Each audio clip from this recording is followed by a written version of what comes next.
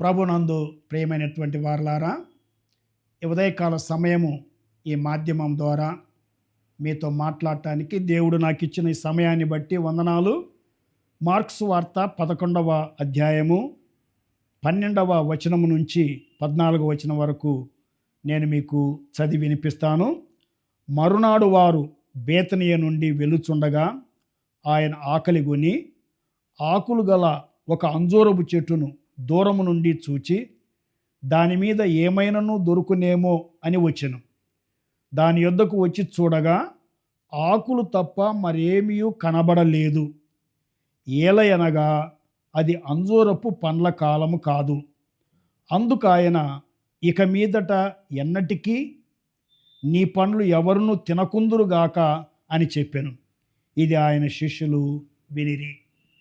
ప్రియమైనటువంటి వారలారా, యేసు ప్రభు ఈ లోకంలో జీవించినప్పుడు ఆయన మాటలు బోధలు వినేటువంటి వారందరినీ కూడా ప్రభావితం చేసినాయి.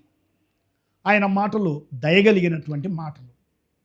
అదే సమయంలో యేసు ప్రభు యొక్క మాటలు కొన్ని కఠినమైనటువంటి మాటలు. ఆయన చేసినటువంటి పనులు కూడా కొన్ని కఠినమైనటువంటి పనులు. ఈ ఉదయకాల సమయము అలాంటి కఠినమైనటువంటి పనుల్లో ఒక పనిని మనము గుర్తు చేసుకుంటూ ఉన్నాం. ఆ పని ఏమిటి అని అంటే, యేసు ప్రభువు అంజూరపు చెట్టును శపించటము. ప్రతి ఒక్కరికి వచ్చేటువంటి ప్రశ్న ఏంటంటే, యేసు ప్రభువు అంజూరపు చెట్టును శపించటం ఏంటి? పైగా అది పండ్ల కాలం కాదు. పండ్ల కాలం కాకపోయినా కూడా ఆ చెట్టు దగ్గరికి వెళ్ళి చూచినప్పుడు ఆకులు మాత్రమే ఉన్నాయి. ఆకులు పచ్చగా ఉన్నాయి. ఆకలి కొని ఉన్నాడు, కానీ ఫలములు మాత్రము ఒక్కటి కూడా లేదు. అందుకని యేసు ప్రభువు ఆ యొక్క అంజూరపు చెట్టును శపించినట్లుగా మనం చూస్తున్నాం. దీనిని బట్టి మనం ఏమనుకుంటున్నామంటే, యేసు ప్రభువు ఎంతో కోపపడ్డాడు. యేసు ప్రభువులో కోపము కూడా ఉన్నది, ద్వేషము కూడా ఉన్నది, పగ కూడా ఉన్నది అని మనము అనుకోవటానికి వీలు లేదు. ఈ మార్కు సువార్తలో ఈ అంజూరపు చెట్టును శపించటము, ఆ తర్వాత ఆ చెట్టు ఎండిపోవటము అనేటువంటి ఈ మెటీరియల్ను, ఈ యొక్క సంగతిని మార్కు ఏర్పాటు చేసినటువంటి దానిని బట్టి మనకు అర్థమవుతూ ఉంది. యేసు ప్రభు కోపముతో ఆ అంజూరపు చెట్టును శపించలేదు. అయితే యేసు ప్రభు ఈ అంజూరపు చెట్టును ఎందుకు శపించాడు అని అంటే, ఆయన తన శిష్యులకు ఒక పాఠాన్ని నేర్పించటానికి అది ఆయన శపించాడు. డెమాన్స్ట్రేషన్గా చేసి చూపించాడు. అంటే తీర్పు, దేవుని యొక్క తీర్పు నమ్మిన వారి మీదకి రాబోతూ ఉంది, ఇశ్రాయేలీల మీదకి కూడా రాబోతూ ఉంది. ఈ చెట్టును శపించిన తరువాత యెరూషలేమునకు వచ్చినప్పుడు ఆయన దేవాలయములో ప్రవేశించాడు. దేవాలయములో అప్పటికి ఏం జరుగుతూ ఉంది అని అంటే, వాస్తవంగా దేవాలయములో ప్రార్థనలు జరగాలి. దేవాలయములో దేవుని స్తుతిస్తూ ఉండాలి, అర్పణలు అర్పించబడుతూ ఉండాలి. కానీ దేవాలయంలో ఏం జరుగుతూ ఉందంటే, క్రయ విక్రయములు చేయువారు, రూకలు మార్చేవారు, గువ్వలను అమ్మేటువంటి వారు, ఇవన్నీ ప్రభువు చూచి ఆయన ఏమన్నాడు అని అంటే, మీరు నా మందిరాన్ని మీరు దొంగల గుహగా చేశారు.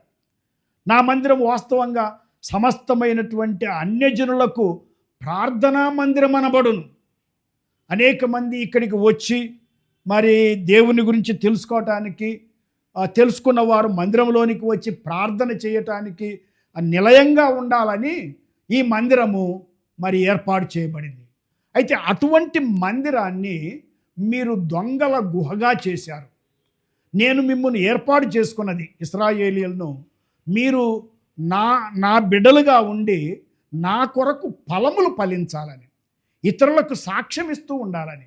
అటువంటి మీరు ఫలములను ఫలించకుండా వేషధారణతో, ఫార్మలిజంతో మరి ఫలములు ఫలించేది మర్చిపోయి మీరు వ్యాపారములో నిమగ్నమయ్యారు గనుక మరి నేను మిమ్మల్ని మీకు తీర్పు తీర్చవలసి ఉంటుంది.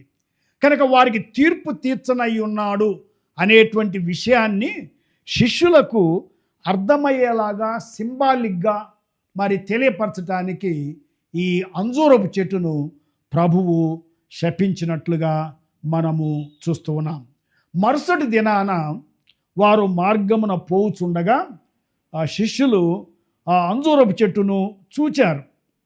ఆ అంజూరపు చెట్టు ఎండిపోయింది. మరి అది చూచి వారు ఆశ్చర్యపోయారు. అంటే ప్రభువు ఆ అంజూరపు చెట్టును గురించి ఏమైతే శాపవచనాలు పలికాడో అలాగే ఆ అంజూరపు చెట్టు ఎండిపోయింది.